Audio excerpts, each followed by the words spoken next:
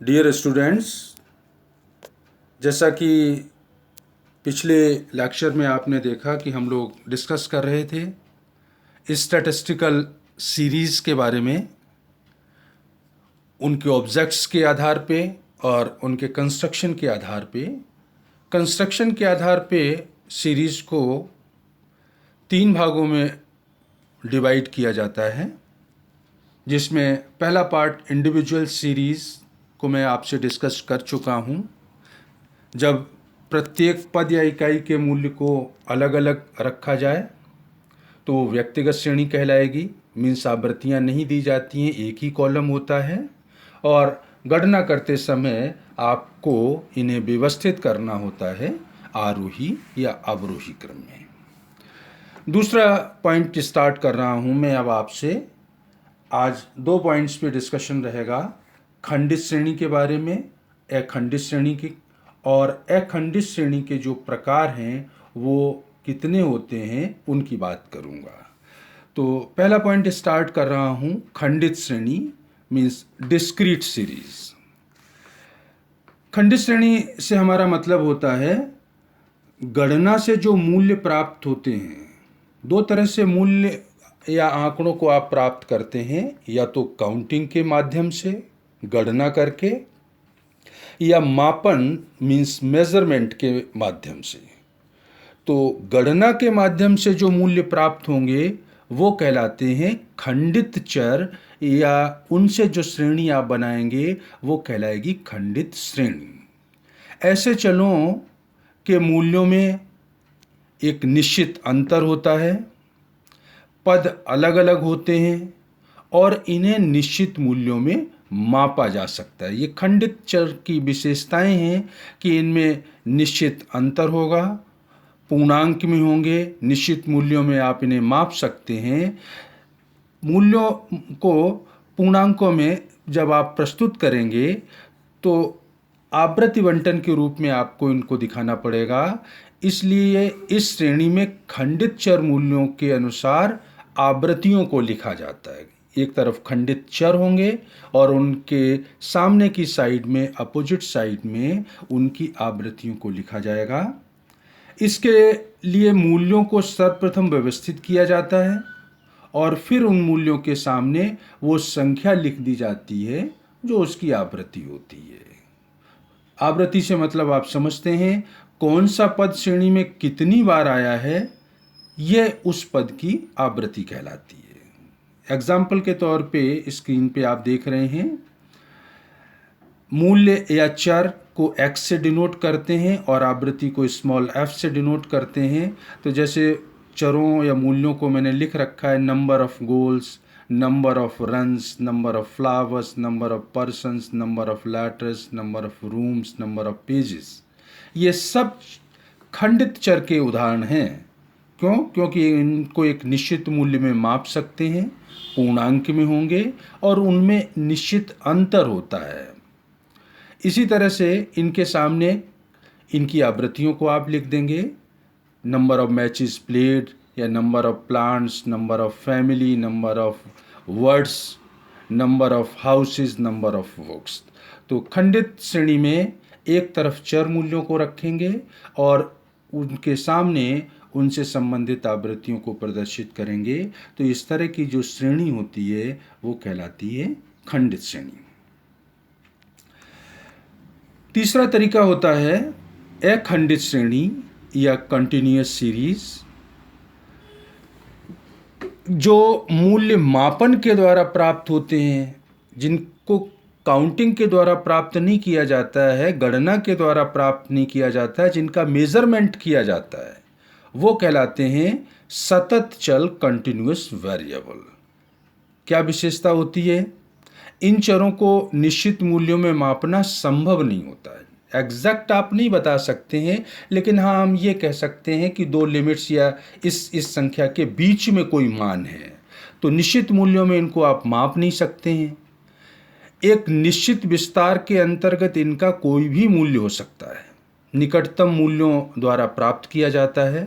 जैसे आयु है, भार है, लंबाई है, एज है, तो ईयर्स इतने साल का है, इतने महीने, फिर इतने दिन, इसके बाद इतने घंटे, मिनट, सेकंड, तो आगे बहुत लंबा जा सकता है। तो एग्जैक्ट तो नहीं होता है, लेकिन इनका मापन करके हम संख्या ज्ञात कर लेते हैं जो एक निश्चित विस्तार के अंतर्गत होती है। जैसे उदाहरण के तौर पे आप देख रहे हैं, विद्यार्थियों के मार्क्स दे रखे हैं और विद्यार्थियों की संख्या। तो 40 से 50 मार्क्स प्राप्त करने वाले विद्यार्थियों की संख्या 10 है। 50 से 60 17, 60 से 70 15 विद्यार्थी अंक प्राप्त कर रहे हैं और 70 से 80 9 विद्यार्थी अंक प्राप्त कर रहे हैं। तो यहाँ हम एक निश्चित विस्तार बना देते हैं कि उस विस्तार के बीच में कितने विद्यार्थी आ रहे हैं जिन्होंने वो उन अंकों को प्राप्त किया। तो 40 से 50 की रेंज हमने फिक्स कर दी। 40 से लेकर के 50 तक के अंकों के बीच में जो भी विद्यार्थी आते हैं उनको हम यहाँ पर प्रदर्शित कर रहे हैं। तो खंडित श्रेणी डिस्क्रीट सीरीज में इसका मतलब एक तरफ चर मूल्य होंगे और दूसरी तरफ उनकी आवृत्तियां होंगी। अखंडित सीरीज में एक तरफ वर्गों को लिखा जाएगा और वर्गों के सामने उनकी आवृत्तियों को या उस वर्ग में सम्मिलित मदों की संख्या को लिखा जाएगा। मीन्स 2 कॉलम होंगे वर्ग और आवृत्तियों के। अखंडित श्रेणी कंटिन्यूअस सीरीज को आगे चल के क्लास इंटरवल के आधार पर हम 2 और भागों में बांटते हैं। मीन्स अखंडित श्रेणी 2 प्रकार की हो सकती है क्लास इंटरवल के आधार पे। पहला, अपवर्जी श्रेणी, एक्सक्लूसिव सीरीज। क्या विशेषता होती है अपवर्जी श्रेणी की? एक वर्ग की उच्च सीमा L2 अगले वर्ग की निम्न सीमा L1 के बराबर होती है। पिछला एग्जाम्पल जो था, जैसे आप देखें 40 से 50, 50 से 60, तो ये अपवर्जी श्रेणी का उदाहरण है। प्रथम वर्ग की सीमा 40 से 50 है, तो आप जानते हैं वर्ग की प्रथम सीमा L1 कहलाती है और वर्ग की उच्च सीमा L2 कहलाती है। तो अपवर्जी श्रेणी की पहली विशेषता है कि एक वर्ग की उच्च सीमा अगले वर्ग की निम्न सीमा L1 के बराबर होगी। तो पहला क्लास है 40 से 50, तो उच्च सीमा 50 हुई, तो अगले वर्ग की जो निम्न सीमा है वो 50 से अगर स्टार्ट होती है तो उस श्रेणी को आप कहते हैं एक्सक्लूसिव सीरीज, अपवर्जी श्रेणी। इसकी एक और विशेषता है कि वर्ग की L2 के बराबर मूल्य को अगले वर्ग में शामिल किया जाता है। अपवर्जी का शाब्दिक अर्थ ही होता है अपर लिमिट जो होती है वो वर्जित है। मीन्स 40 से 50 का वर्ग है तो L2 50 है, लेकिन 50 को हम इस 40 से 50 के वर्ग में नहीं रखेंगे बल्कि अगले 50 से 60 के वर्ग में रखेंगे, क्योंकि अपवर्जी श्रेणी में L2 के बराबर मान को उस वर्ग में न रख करके अगले वर्ग में रखा जाता है। तो एक्सक्लूसिव सीरीज 2 विशेषताएं हो गई। एक वर्ग की L2 अगले वर्ग की L1 के बराबर होगी और L2 के बराबर मान या उच्च सीमा के बराबर मान को अगले वर्ग में प्रदर्शित किया जाएगा, उस वर्ग में शामिल नहीं करते हैं। दूसरा तरीका अखंडित श्रेणी का होता है इंक्लूसिव सीरीज, समावेशी श्रेणी। क्या विशेषता है इसकी? एक वर्ग की L2 और अगले वर्ग की L1 में अंतर होगा। दूसरी विशेषता, L2 के बराबर मान को हम उसी वर्ग में शामिल कर लेंगे, इंक्लूड कर लेंगे। वहाँ तो वर्जित था, यहाँ शामिल कर लेंगे। जैसे 40 से 50 है तो 40 से 50 के भी वर्ग में शामिल किया जाएगा। सामान्यतया एक वर्ग की सामान्यतया एक वर्ग की L2 तथा अगले वर्ग की L1 में 1 का अंतर पाया जाता है। तो 3 विशेषताएं हो गई यहाँ पे। एक वर्ग की L2 और अगले वर्ग की L1 में अंतर होगा, सामान्यतया अंतर 1 का होता है और L2 के बराबर मान या मूल्य को उसी वर्ग में शामिल कर लिया जाता है, अगले वर्ग में उसको नहीं ले जाते हैं। जैसे अगर क्लास इंटरवल दे रखा हो 0 से 9, फिर 10 से 19, 20 से 29, 30 से 39, तो इस तरह की जो श्रेणी है वो कहलाएगी समावेशी। क्यों? क्योंकि आप देख रहे हैं एक वर्ग की उच्च सीमा, पहले वर्ग की उच्च सीमा 9 है, अगले वर्ग की निम्न सीमा 10 से शुरू हो रही है। तो एक वर्ग की उच्च सीमा और अगले वर्ग की निम्न सीमा में अंतर हो तो वो श्रेणी कहलाएगी इंक्लूसिव सीरीज।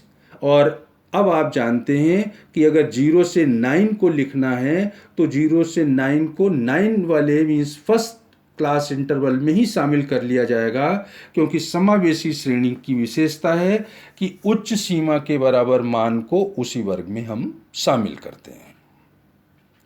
कुछ एक तो दो तरीके हो गए, अपवर्जी और समावेशी श्रेणी। कुछ एक नोट्स जनरल डिस्कशन के लिए जब आगे आप पढ़ेंगे तो आपके काम आएगा। तो पहला पॉइंट मैंने लिख रखा है, क्लास इंटरवल या क्लास मैग्नीट्यूड क्या होता है। तो शाब्दिक अर्थ उसका आप देख रहे हैं स्क्रीन पे। जितने मूल्यों को एक वर्ग में रखा गया है वो वर्ग विस्तार कहलाता है। वर्ग विस्तार को डिनोट करते हैं स्मॉल आई से। स्मॉल आई या वर्ग विस्तार निकालना हो तो L2 में से L1 को घटा देंगे। 40 से 50 का वर्ग है, वर्ग विस्तार निकालना हो तो L2 50 में से L1 40 को घटा देंगे तो वर्ग विस्तार आ जाएगा 10। इसी तरह से वर्ग सीमाएं या क्लास लिमिट्स क्या होती हैं? पद मूल्यों को जिन दो सीमाओं के बीच में रखा जाता है उनको क्लास लिमिट्स कहते हैं।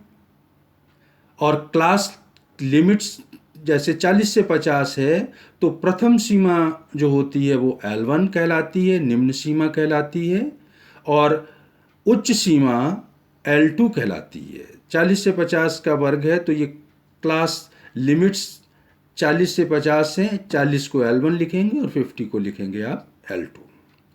इसी तरह से मिड वैल्यू या मध्य बिंदु निकालना हो तो फार्मूला होता है मिड वैल्यू का L1 plus L2 divided by 2। दोनों को जोड़ दीजिए और 2 का भाग लगा दीजिए।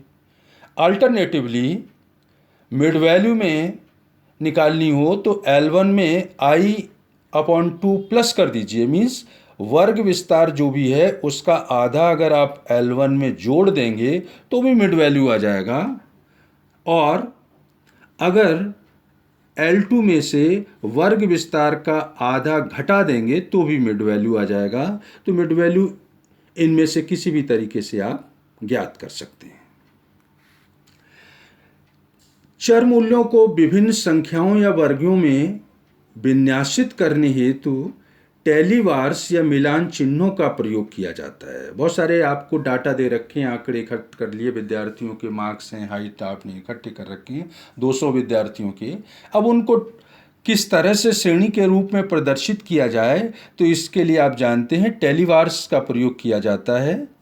आवृत्ति बंटन बनाने की जो ये विधि है टेलीवार्स की, इसको अनुमेलन रीति कहते हैं, फॉर एंड क्रॉस मेथड कहते हैं। जिन लक्षण या विशेषताओं को आप संख्या में व्यक्त करते हैं वो वेरिएबल होते हैं, और वेरिएबल पहले भी मैं बात कर चुका हूं आपसे, 2 तरह के होते हैं, डिस्क्रीट और कंटिन्यूअस। उनकी विशेषताओं में अंतर होता है जो आप देख चुके हैं।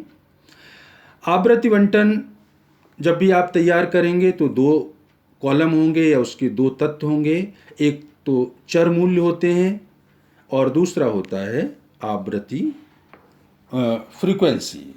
तो जब भी आप आगे क्वेश्चंस देखेंगे तो सॉल्यूशन के लिए श्रेणी जो भी आपको दी जाएगी उसी के अकॉर्डिंग आपको एक्ट करना होता है। व्यक्तिगत श्रेणी है या खंडित है या अखंडित है, उसी के अकॉर्डिंग आप अपना फार्मूला अप्लाई करके एनालिसिस करते हैं। तो आज के लिए इतना ही। नेक्स्ट वीडियो में मैं फिर आपसे बात करूँगा। Thank you.